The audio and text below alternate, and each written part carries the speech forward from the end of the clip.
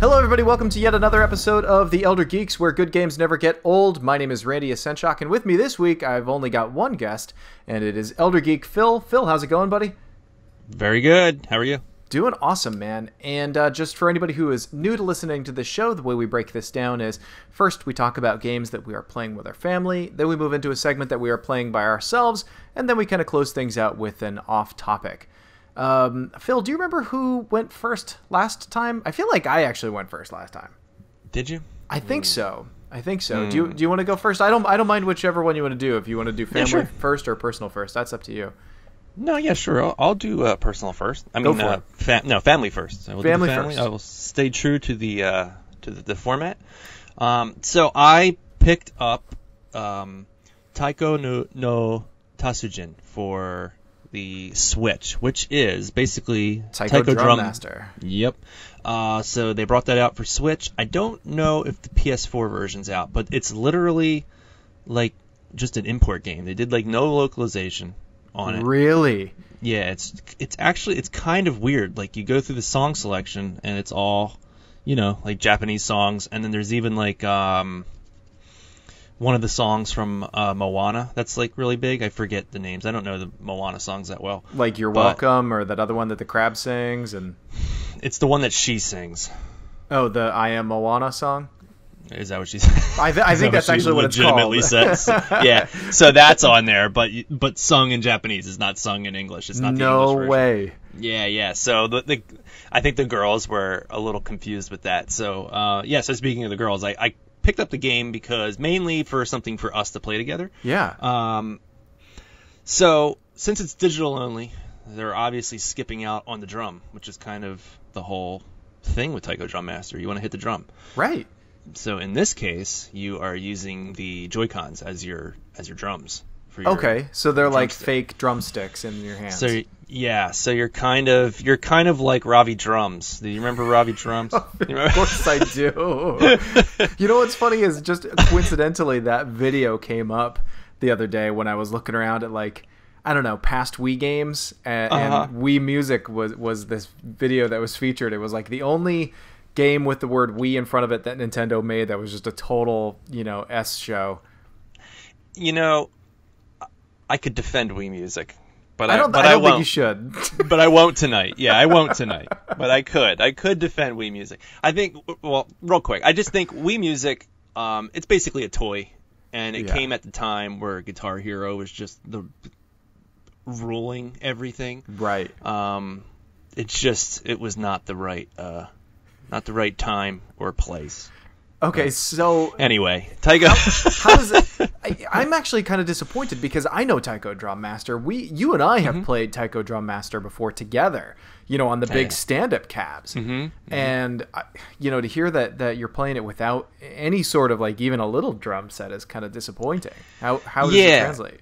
So I mean, I think it translates about as well as you'd expect. It's better going back to Wii Music. Like I remember playing the drums on that, and it was kind of like a neat thing, but it was not. Obviously it wasn't very accurate because you're using the nunchuck, which was never very accurate, and you're using the Wiimote without Motion Plus, so it was kind of like an interesting idea, but if you actually played a game like that, you would get wrecked. So in this case, the Joy-Cons are way more sensitive, and with the HD Rumble, you do kind of feel it's like a good hit, even though you're not really hitting it. Okay. So when you swing it and it's like a successful swing, you feel like that nice rumble in your hand. Yeah. I think it's playable, and I did still have fun doing it that way. And my daughter, the one daughter, really liked it like that. That was how she liked to play it. However, I'm more flashbacks to the Wii days. As soon as she put those things in her hands and I saw her like flound her arms around like a maniac, I grabbed the bracelets, the wristbands. Yep. I grabbed those, slipped those onto the controller. I was just like, you got to hold these because knowing her, the TV would be destroyed. However, she gets a little frustrated. So the thing is like the motion control. So my brain, I'm used to like figuring out kind of like how the motion control works, right? Like I'm going through the motions and I'm like, okay, this motion is the one that I know can register. Yeah. Whereas she doesn't think of it that way. She's just throwing her hands around, and it's not like working for her great. Mm-hmm. So she gets frustrated with that, and she refuses to play with the controller, like just using the buttons. So she would get frustrated and stop playing. However, my other daughter liked just using the Pro controller, which is really just like 2 buttons. You just have, the main hit button, and then you have the rim button. When you're like tapping on the side of it. Right. So she really liked that, and we played for a while. I mean, probably an hour and a half the one day. How much did it cost? That? It's $50.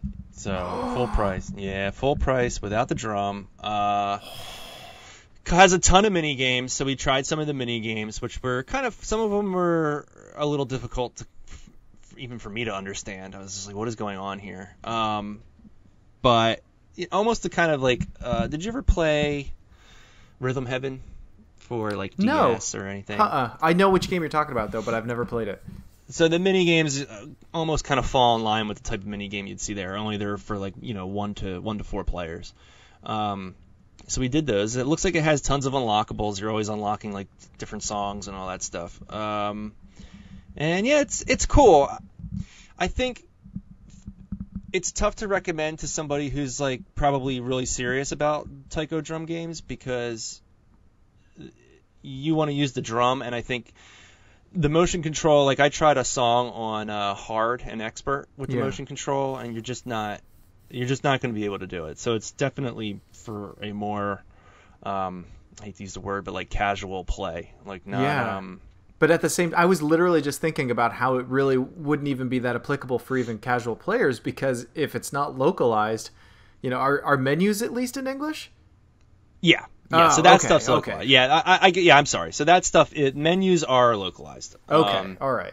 But that's it. It's like the bare minimum. I mean, they didn't even rename the game. The game is not called Taiko Drum Master. It's cool. I had a gift card, so I used that. I applied that towards it for that price, because I don't think I would have spent. I wouldn't have spent just like $50 up front for that. Right. But we like it, and I think if we stick with it, which I don't know if they will, but if we stick with it, I think I might buy. I might invest in the drum for it. You can buy the drum. They do sell a drum for it though in Japan, so I'd have to pay like a markup for that too. So it'd probably be like $50-$60 or something to buy a drum. That really stinks, because I remember reading somewhere that it was coming out for the Switch, and I was super excited for it because I know my son would love that, and I think my wife would like playing it too. But if it's digital only and it doesn't come with a physical drum, I think I'd probably pass. Yeah. It's more of a. I think if it was on the eShop, if there's ever a sale or something where it's $20, I think that's a really good like sweet spot for something that you would just maybe play with like some friends, or even just with your kids. I think that would definitely be worth it. But yeah, without that drum, it's definitely missing something. But I still had fun with it. So. I think you're right. $20 is a good sweet spot, because you know what? For even if you got one evening's worth of enjoyment out of it, that's less than what it would cost you for you to throw everybody into the car and go to the movies, and pay for tickets, and they wouldn't even cover popcorn for one evening at a movie theater. So $20 I think is a good sweet spot. But I am sad that you can't do the drum. I almost wonder if there's like a third party drum you could buy for it or something, like I don't know. Something. Yeah. I you know what? I have it on PS2, and it's been packed up forever. And I was wondering, I wonder if I buy like a PS2 to USB adapter, it would not work. But in my head, I'm like, I wonder if that would work if you hooked it up to a Switch and it would recognize the drum. But I highly doubt it. Yeah. Huh. Yeah. Cool. Well, that's a good game to talk about. You have anything more you want to say about it? I don't have any more questions about it, but I've already played. That's really it. It's what you would expect. It's Taiko Drum Master, only now you're just. You're Ravi Drums now. But with a real game, with real scores. Yeah, with a real game. That's true. He wasn't playing. He was just playing with a toy, and he looked. I do love Ravi Drums. I'm glad Wii Music happened to give us that. Just to give us that. Can I honestly say that thinking back on that time of video games, I'm honestly nostalgic for that era of video games. Yeah. I really am. I mean, it's time to be nostalgic for that. We're looking at a decade ago. That's true. It's old. That's old. I was looking at, if you don't mind a little tangent, it's just the two of us tonight. So yeah, we can tangent away. Little time here. I was on, so as you know, Randy, I really love retro games and I love retro gaming, but prices are, I think they've probably hopefully peaked, but they're kind of expensive. It's not like you can just buy like cheap retro games anymore. I think when people sell like NES and Super Nintendo games, I think it's probably in most cases collectors, and they know the value of the game, and you're not really going to get too much of a deal, so you just kind of have to like suck it up if you really want something. So I started to look into Wii stuff on Facebook Marketplace. Okay. And I think if you're a collector and you're listening to this and you have an appreciation for the original Wii, I think now is the time to stock up on your missed Wii games. I agree with that.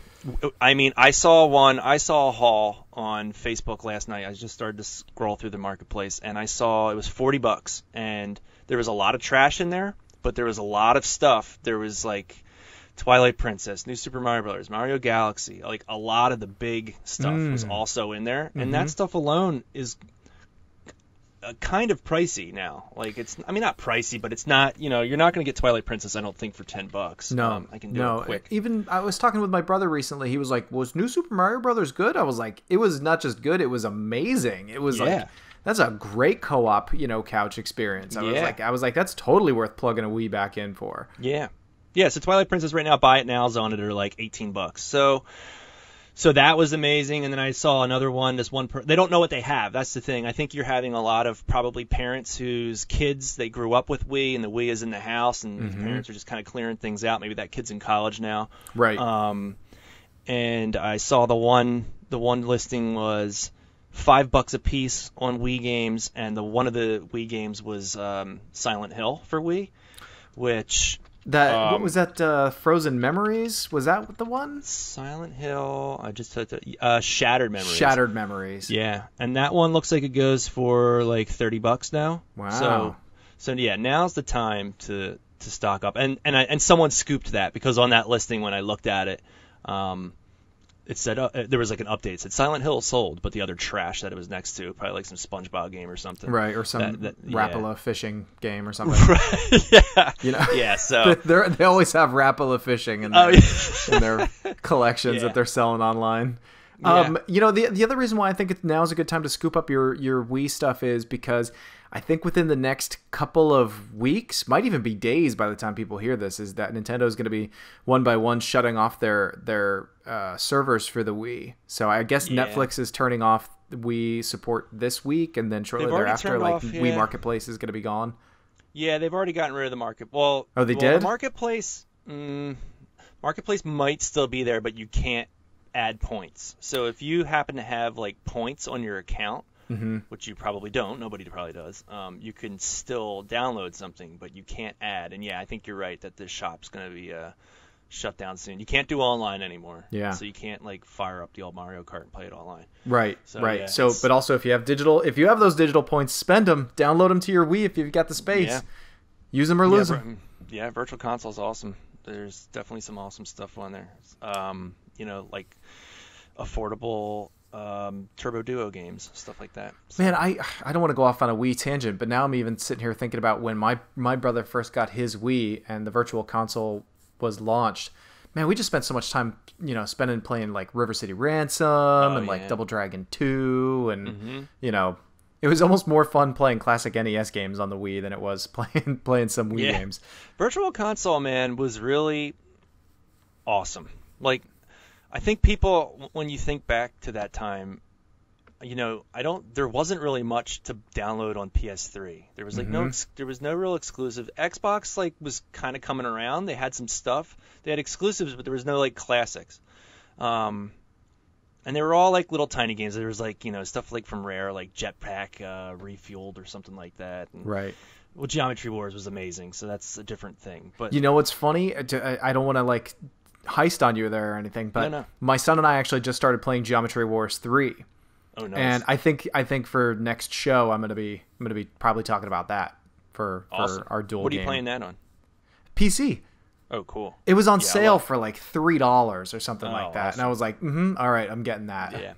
Yeah, Geometry Wars is great, but I forget where I was there, but that's okay. The Virtual Console and games that were on there. yeah. So Virtual Console, there wasn't anything like that. It was pretty amazing, and I think at the time, which is weird, I remember thinking that Super Nintendo and Genesis games were priced a little high. Mm-hmm. I think they're like, I don't know, $8 a piece, and at that point, Super Nintendo games were really cheap, and they kind of skyrocketed, and we didn't know how good we had it. Right, and man, I feel like we're in a good vein here, but we should probably like circle back shortly. But yeah, as far I get it when people are complaining about when they were like, oh, you already bought that game, why are you buying it again? Like you already have Super Mario Brothers 3, why would you buy it again on the Wii? And that was like a big complaint that people had back then, and it's another complaint that they're still having now. But it really is just an ease of access thing, and people don't quite get that. Like, sure, I've gotten it. I have a SNES. I have a pile of games, but you know what? If I can pay $10 to play, one of my favorite SNES games on the Switch, I'm gonna do it, because hooking up my SNES is a pain in the butt.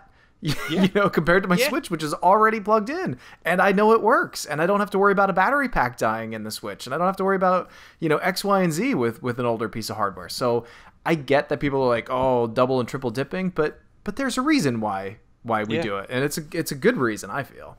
Yeah, you know what? I own the original Metroid 500 times over, and I think that drops on the Switch this week for their NES app that they have. Yeah. There is a very high probability I will play through Metroid again on the Switch, just because. Right, because it's a great game. Yeah. Yeah. Mm-hmm. I don't know, but anyway.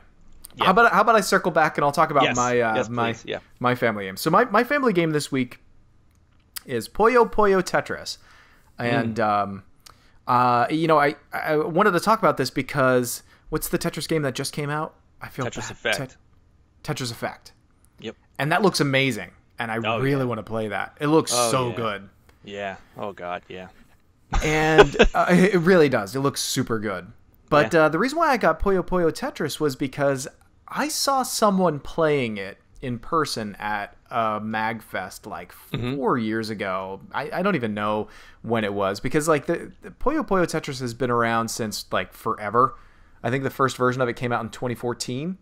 Really? Yeah, it was on like 3DS and Wii U and the Vita and the PlayStation 3. And they just kind of keep porting it. And I think it's one of those games that it's worthy of the port every time. Because Puyo Tetris takes Tetris and it mixes with another puzzle game called Puyo, and you can play either one. If you want to play Tetris, you can play Tetris. If you want to play Puyo, you can play Puyo. But then they also have like mixed modes where the Puyos come in and you can play them on a Tetris board. So, you can match 4 Puyos and have it, bust, or you can line up a line of Tetrises or line up a line of whatever and it'll clear out. And that's cool. It's a great co-op game because they've got these mixed modes, and all the mixed modes, there's even like insanity mode where they'll like throw in bombs and everything like that. Cool. And you can play it competitively, cooperatively. So like if you're doing really well, it'll dump a bunch of junk on whoever else's side that you're playing, or vice versa. And the reason why I got it was because I was like, you know what, my son is probably gonna like Tetris. He doesn't like Tetris. He actually likes Puyo really better. Like he really? gets that. Yeah, he's actually good at Puyo. He's not great at Tetris. Cool. But the difficulty handicap bound on settings on that, I think, are what really set it apart from other puzzle games of its type. I can set it at probably like the hardest difficulty for me and play Tetris, and set it at maybe like the second or third easiest difficulty for him on Puyo, and we will compete. Like it is close. Really? Yeah. Right. Yeah, and that's like 40 years difference between the two of us or whatever, or 30 years different, 35 years, and we will compete, and they are actually fair fights. Wow. So I totally recommend Puyo Tetris. When you compete, you're playing Tetris and he's playing Puyo? Yeah. Is that usually how it's working? Okay. Yeah. So I'll play Tetris, he'll play Puyo, and then like we'll just dump junk on each other's sides. Like I said, there's other modes where like where the Tetrises and the Puyos will appear on the same screen, And there's even alternate modes to that where the game will literally shuffle on you. So it'll give you a Tetris board, and after like 30 seconds it goes ding, and it switches it around, and it gives you a Puyo board, and then like you build on that Puyo board, and then it goes ding, and then it like switches back to the Tetris board that you were just working on, and it's really frenetic. Totally worth it.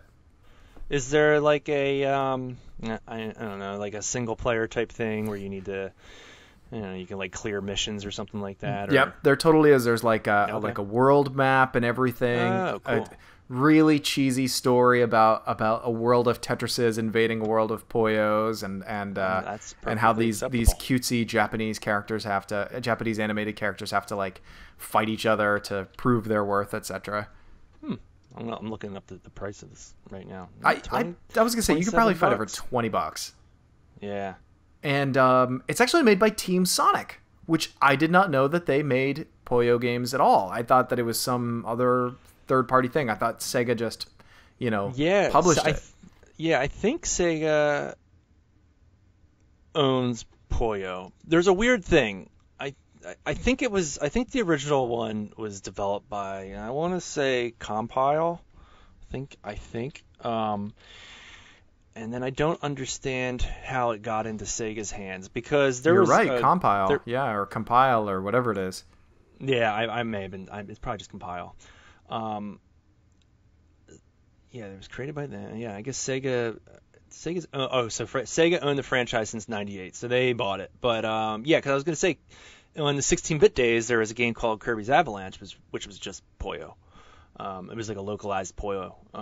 So there was Nintendo versions of it. But that makes sense. So they bought it at some point, which is cool. Yeah. But I love Puyo. Puyo's great. I would definitely enjoy this game. You absolutely would. And with the holidays coming up, it's also a really good 4-player co-op game. So, literally everybody knows how to play Tetris. And, Puyo is a fun and super easy puzzle game to kind of pick up as well. So if you got people coming over for the holidays, I totally recommend Puyo Puyo. And I guarantee you've probably got a console in your house that plays the darn thing. Switch, PS3, PS4, it's everywhere. Cool. And what's funny is I don't really hear a lot of people talking about it either. Like, for a game that gets ported this much, I don't hear anybody talking about it. I feel like when it came out, let me see what it came out on. I feel like when it happened, people were into it. Like, I remember reading a lot about it when it came out. Let's see, Puyo Tetris. What's it on? It is. God, it is for everything. It's everything. PS, Wii U. Well, Japan. North America, PS4, Switch. So only PS4, Switch, and Windows in America. Yeah. But when I actually saw somebody playing it for the first time, they were playing the Japanese imported version, and they were having an easy time with the menus, because I think it has like an option to turn it to English settings from the import version. You nailed that date, 2014. Dude, the dude was like, "Do you want to play?" And he was one of those guys where it looked like he wasn't even looking at the screen, and he was flawlessly like just dropping everything at lightning speed on Tetris. I was like, "Nah, I'm good." Amazing. It's amazing it took this game like 3 years to come to the States. It's kind of crazy. Yeah. I feel like it was a modest hit when it came out, at least for Switch, because it came out on Switch when there was nothing on Switch. Right. Yes, so. It was a super early launch on Switch, and it was definitely worth getting that. I still think it's worth getting now. But I still want to get that other Tetris game. How many times have we probably purchased Tetris in our lives? And I don't know. I don't mind it every time I buy it either. Yeah, and I'm thinking about spending like $250 to play the new one or whatever it would cost me. Is that only on PS4? It's only on PS4. I know.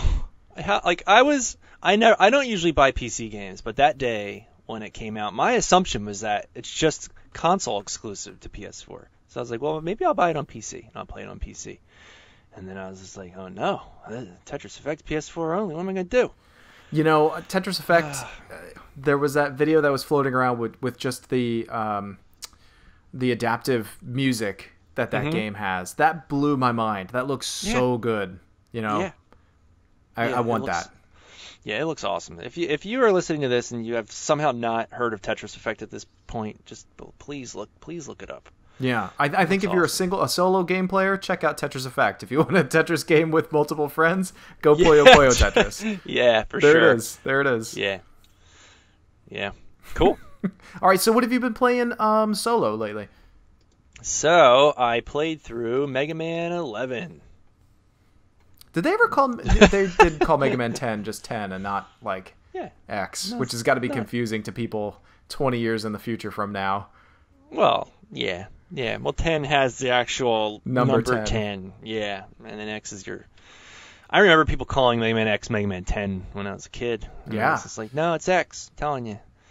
So no, 10 was so 9 and 10. It's weird thinking about these Mega Man games. 9 and 10 are also a decade old. Wow, which is crazy. So Mega Man's been in hibernation for a little while, and now we have Mega Man 11, which happened, and it's very good. I think it grew on me. I didn't really care for it. It's very hard. I guess it's good that it's hard because it's a short game, and you want to get good at it. And it is rewarding, and when you do get good at it, you start feeling good about yourself, like any good game. But there was, I don't know, I wasn't really just feeling it at first. There was just something off about it. A lot of the stages, and I still feel this way too. There's a couple of stages, I'm gonna say maybe 4 stages total, where at some point in a level, the level not auto scrolls, but there's something is chasing you through a level, and if it's one of those things where if you screw up, you're dead. I don't really like that.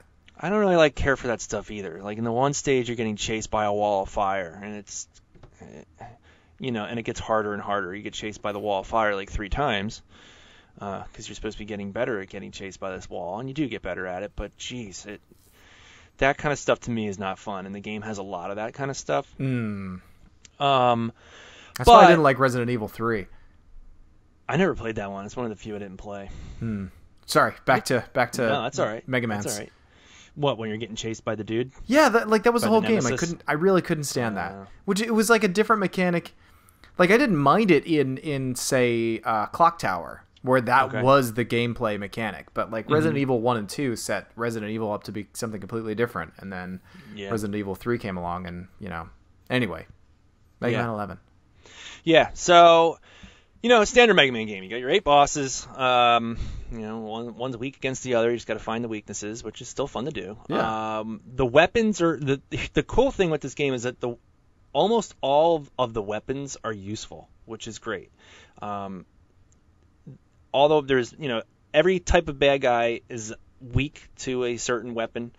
Which actually can't be said about many Mega Man games, because I'm actually playing through 7 right now on Super Nintendo, and the weapons in that game are not good, and from what I'm finding, standard bad guys running around aren't really weak to many of them.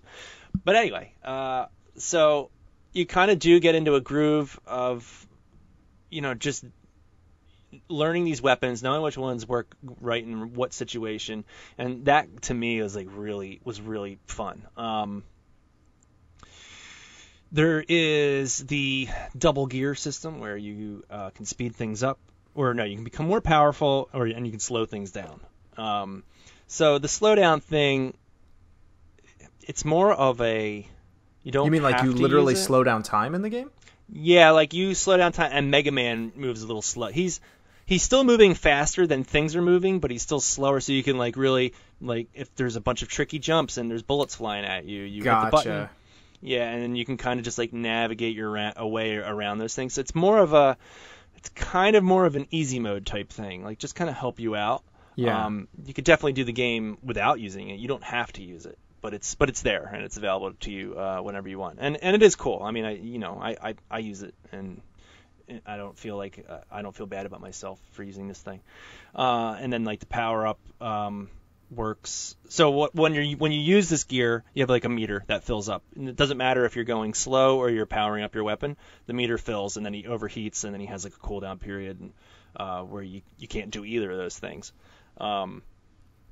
So you have to find your balance with that. And I don't know where I'm going here.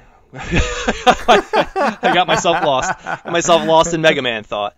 But yeah, it's just standard Mega Man game. Music kind of sucks, unfortunately. Mega Man games usually have great music. Yeah. This one didn't really have great music. It does feel great. Control is like perfect. It feels really good just to fire his gun. Oddly enough, like it's really fast. It's solid 60 frames per second. All that stuff is great. Wily's Castle sucks. There's only 2 stages. Spoiler alert. They try and trick you like there's 4, but there's really not. There's 2. What? That's actually super disappointing, considering how many like video game remixers out there grew up like, I don't know, basically learning music off of video game music. Yeah. I'm trying to think of. You remember a while ago, and gosh, maybe this was like 10 years ago, when they released Street Fighter versus Mega Man, or maybe it was Mega Man versus Street Fighter. Yeah, we did it on Game Club. So we did it on Game Club, but didn't like DJ Cutman do all the music for that or something? Oh, I don't remember. Somebody did all the music for that, and it was like a fan, and the music was great in it. I remember, and I don't know. I'm just kind of sad that they couldn't have found somebody who basically grew up loving the music and made almost like homage music. Yeah. I don't know. Maybe the compositions in there are good. It just doesn't sound good. There's just something about it where it's like, I don't know. The music kind of sucks. And then the Wily Castle, since there's only 2 stages, you only get 1 track spread across all the stages. Oh, man. Yeah, so in that regard, it's a disappointment there. But when you beat the game, if you're into like score attack and stuff like that, there are tons of things to do. Tons of like achievements basically that you can unlock. Like I said, there's time attack modes. There's a mode where they hide a bunch of medals throughout a stage. You have to find like these medallions within a certain time limit, and you get like a ranking for each one of those. So you get a gold through or a bronze through a gold type thing. And if you got into that mode, you could easily lose hours and hours. Yeah. And then there's leaderboards for everything, so it's pretty competitive. So that kind of stuff definitely gives the game some longevity. I played around with some of it. I really enjoyed the metal ones where you have to go through and find these. They're not really hidden. They're just scattered throughout. They're in kind of tough to get locations. So I enjoyed doing those. It kind of remind me of finding like the 3 gold coins in a Mario stage. So I definitely did all those. I think I did the time attacks for like all the bosses. Wow. So you just smoke them with the weakness and all that kind of stuff. So right. I was so sad to see that like when you go into the bosses, that when you jump into the door, that you don't stay hovering in the air as the door opens, that they drop you to the floor. I was like, come on. Yeah. That's an intentional move as far as I'm concerned. Right. Yeah. Like, you couldn't have known that fans have been doing that for literally 30 years, Yeah, and they knew. Yeah. That was the sacred cow that they sacrificed for the freshness of Mega Man 11. That stinks. Yeah. But so it's it's what you would expect. It's a Mega Man game. It's the length of a the stages are longer than the old games, but you're looking at a game that would take you, depending on how good you are, 3 to 4 hours to complete the main game. And then if you enjoy it and you get into these extra modes, and that's where you're really going to use those items. Is it a full price game?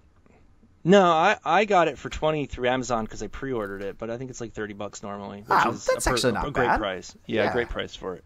A perfect price actually. And so if you get into those modes, that's where you're going to use those weapons and really get into like the finer details of the game. So yeah, Mega Man 11, worth checking out. Nice, awesome. I played and I did a video for it. Thronebreaker. It's called. The official title is Thronebreaker: The Witcher Tales, which is single player version of Gwent, the Witcher card game. Oh.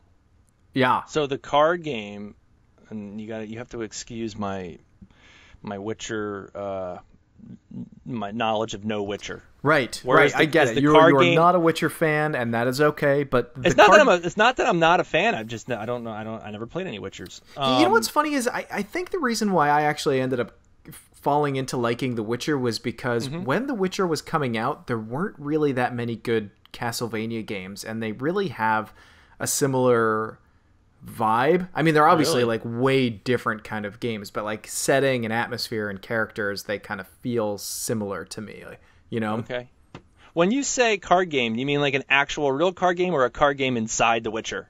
See, now the game Gwent was created within The Witcher 3. It was like this mini game that like when you would chat with like some locals, you could just ask them, be like, "Hey, do you want to play a game of Gwent?" And it was like this mini game within the game where you could collect these cards, and the more cards you collected, you know, the bigger your deck got. And it became like this huge hit. Like there were so many people that played The Witcher 3 that were like, "You didn't really care for The Witcher 3, but I really liked Gwent," you know? Oh. So it's kind of like, what was the card game in Final Fantasy 8? Oh, right? Triple 9. Triad. Triple Triad, yeah. Did 9 have its own as well? I think 9 and 8 had the same Triple Triad game, I think. Yeah, and then not to go off topic here, but I remember when Square launched their online service, and I think it was like Final Fantasy 11 and a version of the card game. I don't remember that. I remember Final Fantasy 11 launching, but I didn't remember that they did their own Triple Triad game. Mm-hmm. Yeah. I could be wrong. See, if anyone's listening, go in the comments and correct me. I think that if Square launched that again now, if they dusted it off and they were like, "Yo, Triple Triad again," it could probably do all right, especially if they did it like free to play. Yeah. So that works the same way. There's a game inside the game.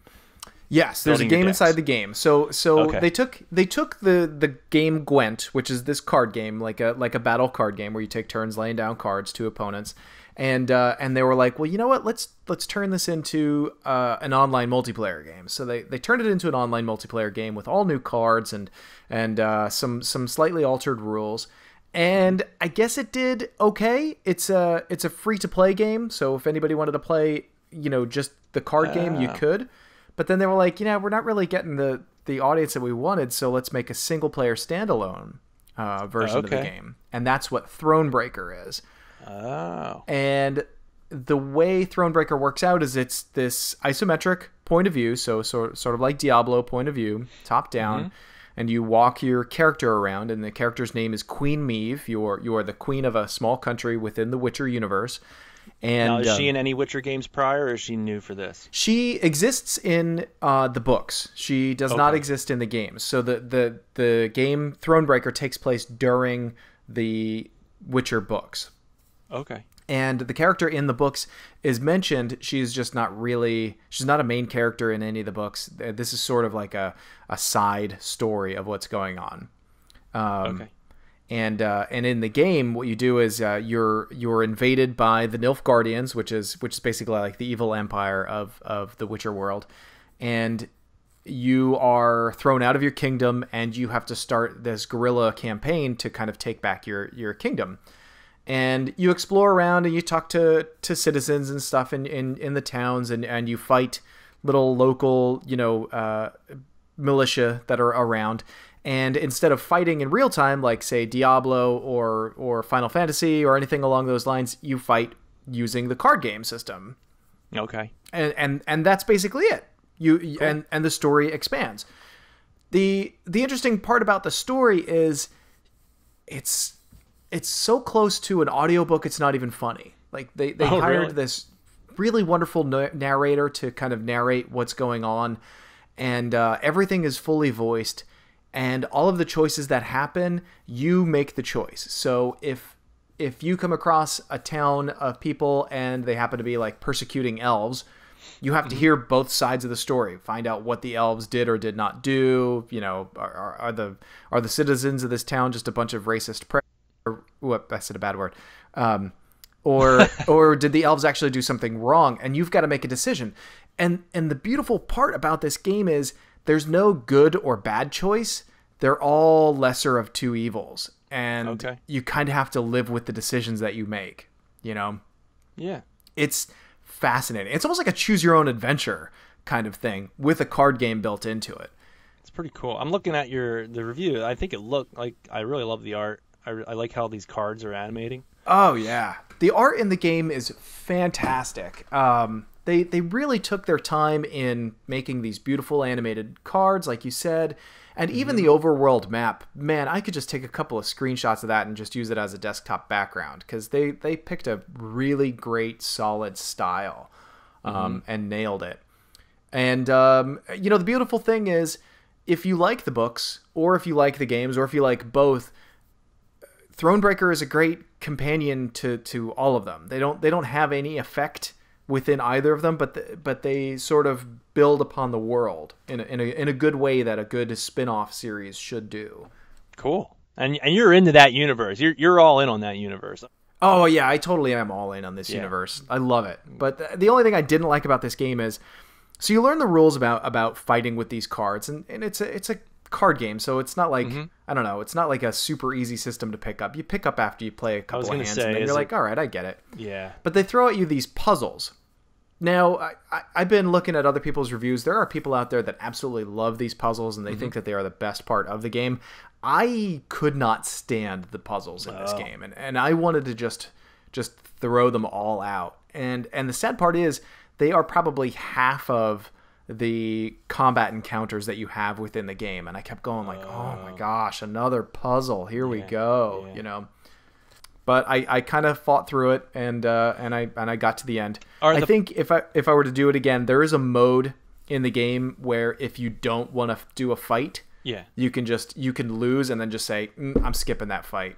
Okay. So if you put it on the absolute easiest mode, I might do that for my next playthrough. Are the puzzles something where, like, I don't know, you need a particular card and you might not have the card and you can't solve the puzzles and stuff, something like that, or no? The puzzles, they always give you the cards that you need to figure out. They always give you the cards for the solution. Okay. It's just that there's no two puzzles that are similar or even close to the same. And what I really don't like is a lot of times, like say it was like a game of chess where your knight always moves in a very specific move, and every time you play with a knight, it moves in that exact way. So they would change the rules on that knight and then be like, oh, it doesn't move like that anymore. Now it does something else completely. And they do that with these cards. They give, within these puzzles, they give these cards that you've used for so long and have gotten used to what their stats are and what their actions are. Yeah. And they change them, and you're like, what does this card do now? And you got to go through and read like every single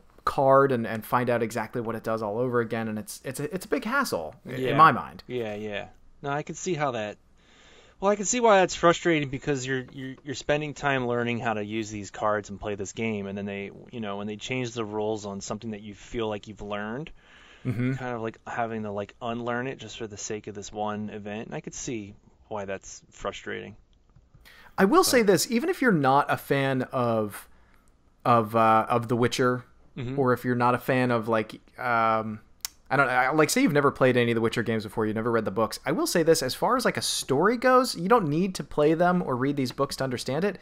And it's honestly one of the best stories I've played in an RPG in a long time. Wow. Because it feels really tailored to your choices.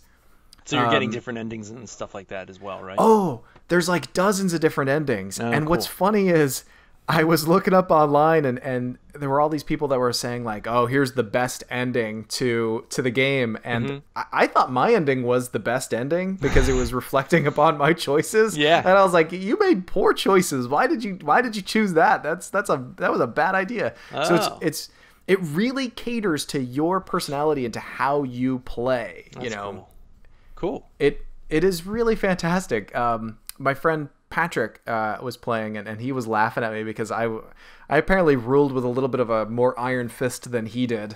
And the fate of some people in my game were vastly different than the fates of the people in his game, and so he was laughing at my cruelty. Did you like self-reflect after that? What kind of person am I?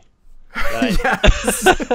Had a little bit of power, and these were the choices I made. Hey,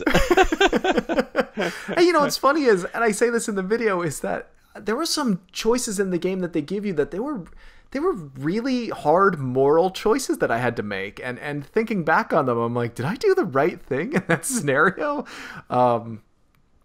So like yeah. I'm looking forward to another playthrough, but I kind of want to let it sit a little bit before I dive back into it. That was going to be my next question. Do you want to see more endings? I do. Yeah. Cool. I want to see how things change. And what I kind of look forward to for my next playthrough is the first time I played through it the way that I wanted to play through it. Mm-hmm. Whenever I play these kind of games with like moral choices or with just like branching stories, I always, on my next playthrough, I always try to do the exact opposite. Whatever makes me the most uncomfortable is what I'm going to choose the next time.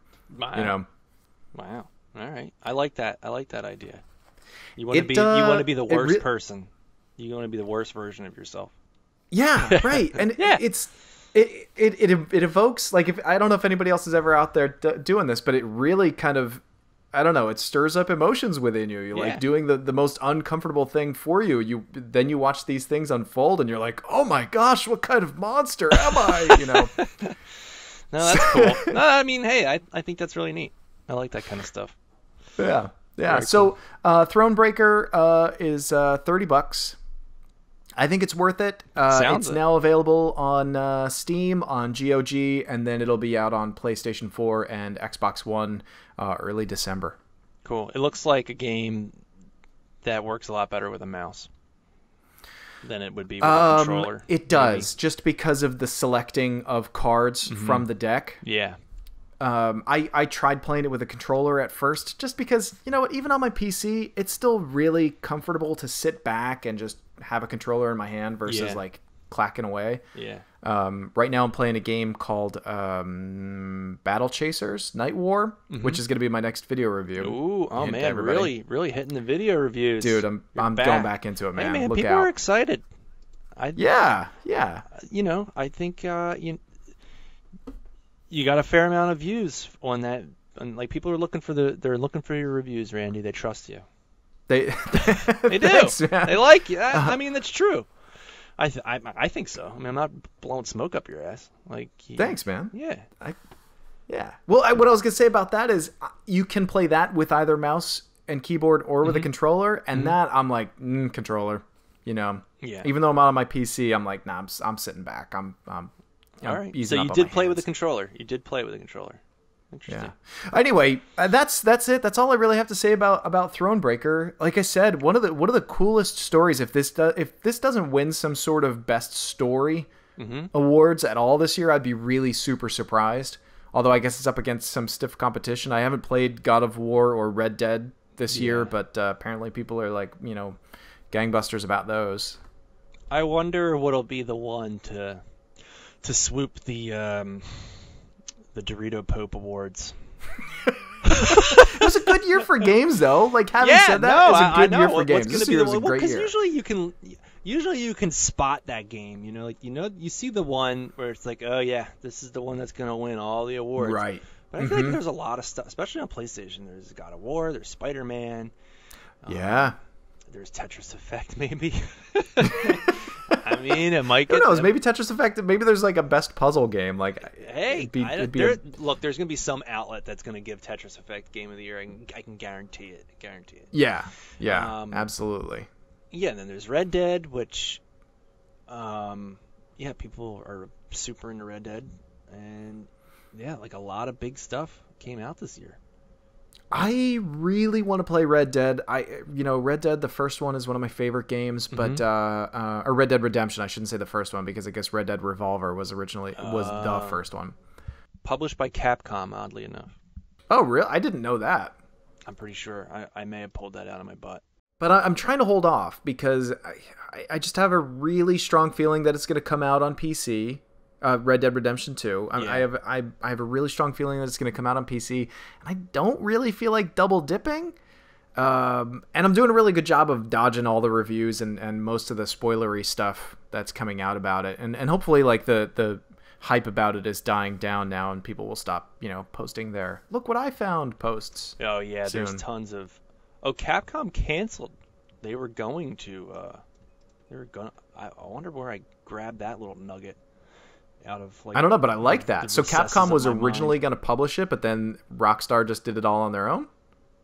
It was developed by Rockstar and published by Rockstar. But Rockstar began working on Red Dead Revolver under the oversight and funding of Capcom in 2000. It was announced by Capcom in March. That is wild. Yeah, originally intended to be a spiritual successor to Gunsmoke. Wow. Really? That's crazy. And then I guess they dropped it. And Dude, they made a colossal mistake. There's a whole like history lesson right in there, man. Yeah, that's pretty crazy. All right, I didn't know that. I honestly thought it was published by Capcom. I don't know why. All right, cool. I love that you remembered that nugget. That weird nugget. Let's switch over to off topic, and then we'll sign out. But before we dive too far into off topic, this is something I actually meant to bring up at the very start of the show. This is episode 8 that we're on, and after episode 10, we're going to take a break. We're going to call 10 episodes in a season, and then we're going to take a break. And the reason why is I'm running out of games to talk about, like games that I'm playing with my kids. Yeah. Or got to refresh the well. Yeah. So what would that take us to? That would take us to close to Christmas, right? Pretty close to Christmas, which would be great because obviously he's got some on the way. Mm-hmm.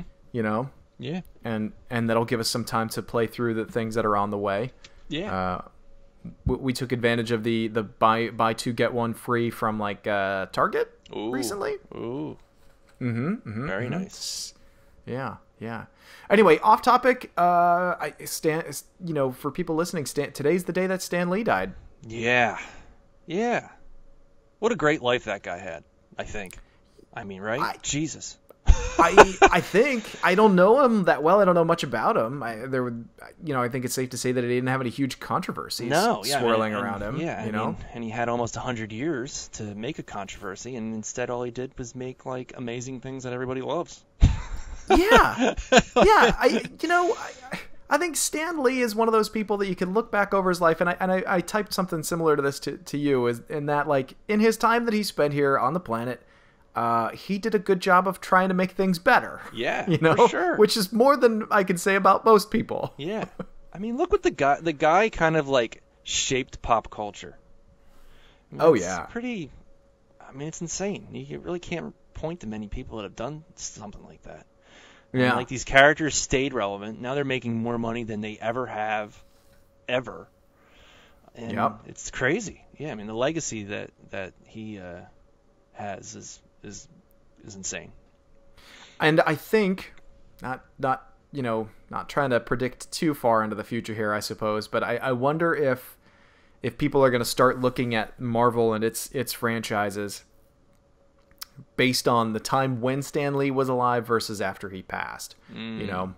Like I personally, after Avengers 4, I'm not going to say I'm like over Marvel, things, because I like Marvel stuff, but at the same time, I feel like I'm done. Like if Disney never made another Marvel movie after Avengers 4, I'd be like, okay, cool. They had a good run, Yeah. Give them 5-10 years and then come back at it again. Well, they're not going to do that. They're going to make these movies for eternity. Oh yeah. Yeah, they are. And Star Wars too. Yeah, they're gonna keep making them. They'll all be great. There was a time. There was a time where if somebody told me, "Yo, they are gonna make a live-action Star Wars show, and it's only gonna be on this channel," I would have done everything in my power to get that channel, and like I'd been glued to it every new episode that came out. You talking about like the streaming service? Yeah. Okay. Or if it was like 20 years ago, like if they were like, oh, it's only going to be on HBO, I would like sign up for HBO instantly. Money be damned, I would sign up for it. But now that I guess Marvel or Disney is having its own streaming service, and they're gonna have all these Marvel series and Star Wars series on there, I'm kind of like, yeah, I'm good. Well, you say that, but when your kids lose all that delicious Disney content on Netflix, you might be singing a different tune. This is true. You are absolutely right. You're absolutely right. I'll be like, well, they can watch Incredibles 4 and I can watch Star Wars Series 30, whatever they'd be up to by the time Incredibles 4 comes out. I don't know. The Mandalorian Wars. Yeah. So They'll get you. Don't worry. You'll be paying for it. They got you. Yeah, you know what? The other thing is, like, there was even a time when they announced like Star Wars World, like at Disney, and I was like, yeah, I want to do that. Yeah. But the last couple of Star Wars movies were such stink burgers. I mean, they were so bad. They really were like franchise ruiners for me. I thought you liked Han Solo. It wasn't bad. It wasn't as bad as I thought it was going to be. Yeah. It really wasn't. Okay. I mean, it wasn't amazing. It was the number one movie that definitely did not need to be made. At all. That's your box quote. The number one movie that didn't need to be made. Who needs to know this? Do you want to know when Han and Lando met? Because I didn't need to know that. No, Did you need to know when Han and Chewie met? Because I didn't need to know that. I'm sure it's a very fun movie. I'm not. You know, my thing with Han Solo is I'm just not. For some reason, I think it's for those reasons that you said. I don't know. I'm just not interested in it. There's nothing about it that's like, aside from the fact that it's Star Wars and has these characters Chewie got me a little bit on the previews. But I don't know. I just don't have an interest to see this. I just don't care. I'm sure if I watched it, I would maybe enjoy it a lot, but my desire is extremely low. Yeah, I mean, because here's what it really boils down to. Boy, man, we're probably getting a lot of angry comments about this, but yeah, it is what it is. I don't know. Maybe.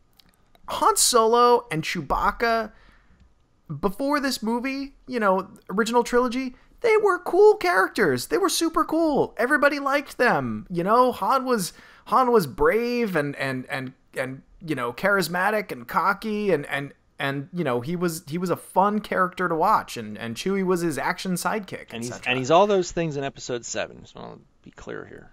I do love 7. I think 7's great. I love 7. I do too. I like 7 a lot. I do. Yeah. But there was no way that they could have made a movie where they were going to take those characters and make them cooler.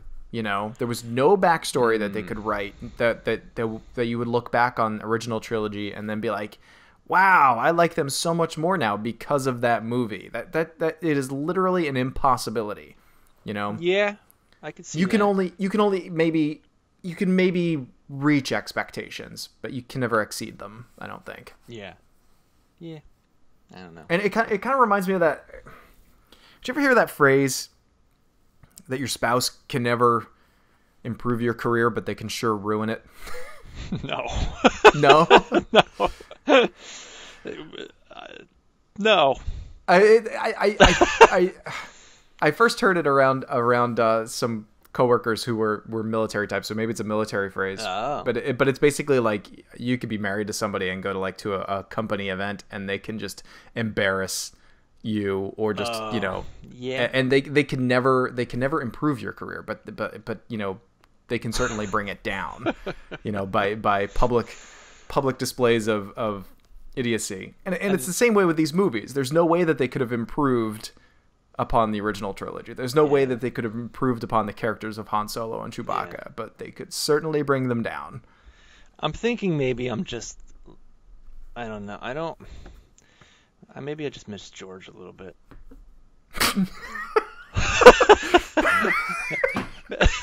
I choked a little there. Maybe I would even take like maybe he shows up on the set and gives some advice here and there. He's got to have his hands in his pockets the whole time as he's walking around. Yeah, just a little George. I'm missing that. But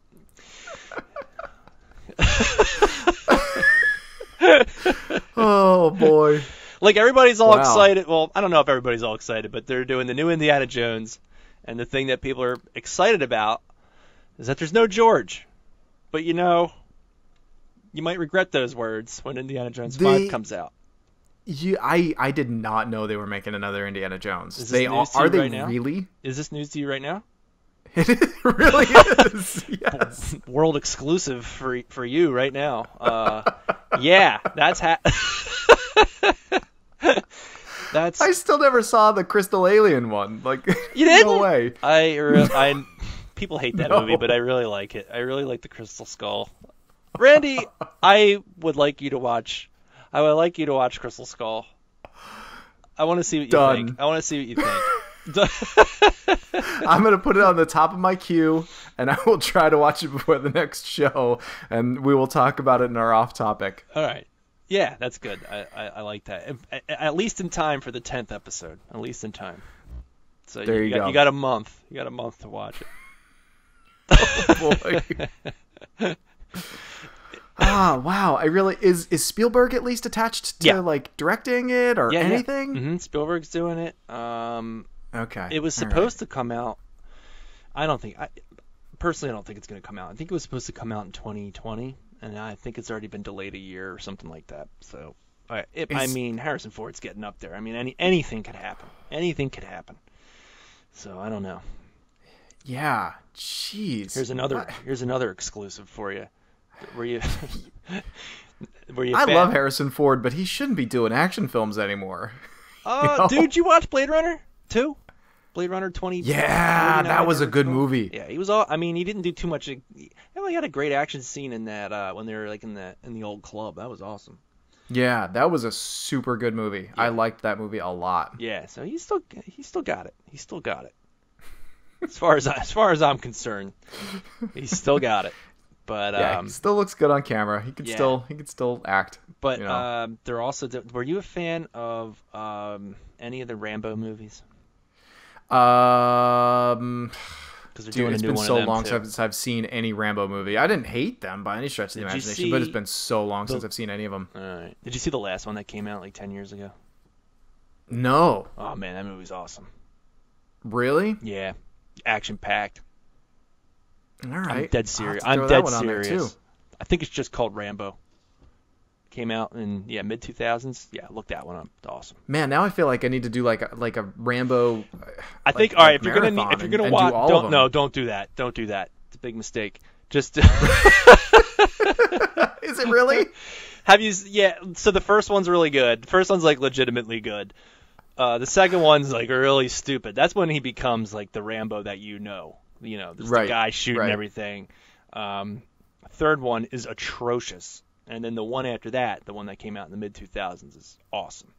Oh man, now I really, because there's only 4 of them. That's doable. Watch that over Crystal Skull. Watch that new Rambo over Crystal Skull.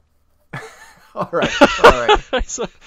I'll try to do all of the above by episode 10. That gives me a month to watch 5 movies. I could do that. Yeah, that'd be great. Off topic. All right. Well, I got nothing else for this week, man. Do you? I mean, I guess I didn't do an off topic, but I felt like I added enough with the movie talk that. Do you have an off topic, dude? I am. Let's do it. Do you got an off topic? Go for it. No, I nothing worth going over right now. Like I was just gonna do some stupid stuff, but that's all right. I think Rambo telling you to watch Rambo 4 was good enough off topic for me. Nice. Yeah. All right, man. Well, thanks for hopping on again this week. Yeah, no problem. Everybody will be back in 2 weeks. All right. Excelsior.